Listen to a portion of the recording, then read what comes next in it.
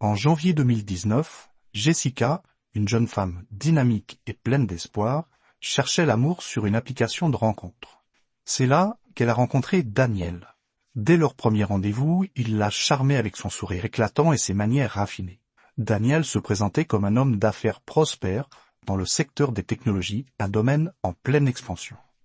Leur relation s'est rapidement intensifiée. Daniel emmenait Jessica dans des restaurants chics, où ils partageaient des dîners somptueux. Il lui racontait ses voyages d'affaires et ses projets ambitieux avec une telle passion qu'elle ne pouvait qu'être impressionnée.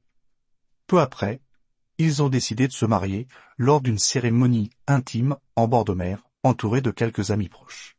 Cependant, lors d'un voyage romantique à Paris, leur conte de fées a commencé à s'effriter. Après une semaine de luxe et de plaisir, la réalité a frappé brutalement. La carte de crédit de Daniel a été refusée pour une facture d'hôtel astronomique de 25 000 $.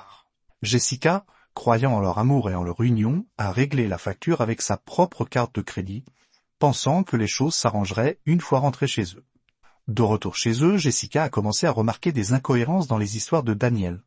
Pourquoi devait-il partir si souvent pour des voyages d'affaires? Pourquoi évitait-il de répondre à des questions simples sur son passé?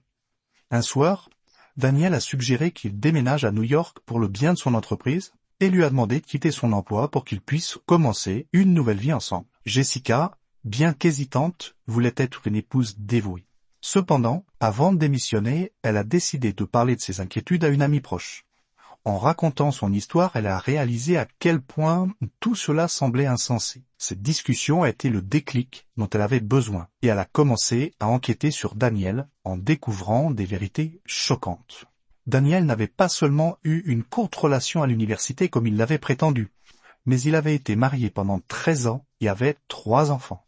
Les voyages d'affaires étaient en réalité des visites à ses enfants. Elle a contacté l'ex-femme de Daniel, Elisabeth, qui cherchait également à le retrouver pour une dette de 120 000 $ de pension alimentaire impayée. Plus Jessica creusait, plus la situation devenait sombre. Daniel avait ouvert des cartes de crédit en son nom, accumulant des milliers de dollars de dettes. Son entreprise n'existait pas.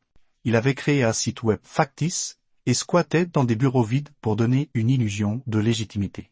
Face à cette trahison, Jessica a pris des mesures drastiques. Elle a engagé un avocat et a demandé l'annulation de son mariage sur la base de la fraude. Mais Daniel n'en avait pas fini avec elle. Il a continué à la harceler, allant jusqu'à vandaliser sa voiture. Un ordre de protection a finalement été émis contre lui. Malgré cela, la vie de Jessica était en ruine. Elle avait perdu son emploi, sa stabilité financière et devait reconstruire ses relations personnelles. Cependant, elle a trouvé la force de rassembler toutes les preuves et de les soumettre au FBI, espérant que justice sera faite. En janvier 2020, elle a enfin obtenu l'annulation de son mariage. Malgré ça, les séquelles émotionnelles et financières étaient profondes. Elle devait reconstruire sa vie pièce par pièce, rétablissant ses relations personnelles et rétablissant sa crédibilité financière.